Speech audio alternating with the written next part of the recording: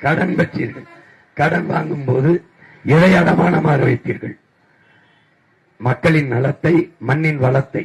எண்களை பெற்றவன் வீட்டை அடமானம் வைக்கும் போது, நிலத்தை அடமானம் வைப்பது போது, அதுபோல நீங்கள் மக்களின் நலத்தையும் நிலத்தையும் நாட்டையும் அடமானம் வைத்து 10 லட்சம் கோடி கடனை பெற்றிருக்கிறீர்கள்.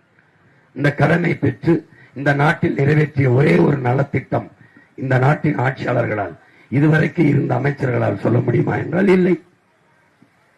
நல்ல கல்வியை கொடுத்தேன், நல்ல மருத்துவம் கொடுத்தேன், தடையற்ற மின்சாரம் கொடுத்தேன், குடிக்க நல்ல நீர் கொடுத்தேன்.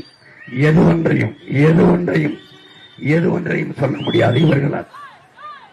எது ஒன்றையும் சொல்ல முடியாது. எப்படி ஒரு தலைவன் நின்று பேசுகிறான் என்றால் மக்கள் சென்று போய் என்ன கருத்தை பேசுகிறார்கள் என்று கேட்க பேரார்வம் கொண்டு நிற்க வேண்டும்.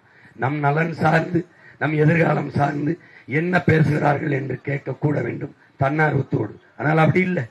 200 ரூபாய் 300 ரூபாய் கொடுத்து, சாப்பாடு கொடுத்து, சாராயம் கொடுத்து, வண்டியிலே மந்தைகளை போல ஏற்றி கொண்டு போய் குவித்து பேசிக் கொண்டிருக்கும் போதே பாதி பேர் கலைஞ்சு போய் விடுகிறார்கள். கடைசியாக நாற்காலியை பார்த்து பேசிக் கொண்டிருக்கிறார்கள். அவர்களுக்கு தெரிகிறது நம் தத்துவம் செத்து போனது, நம் கோட்பாடு என்றோ இறந்து போனது.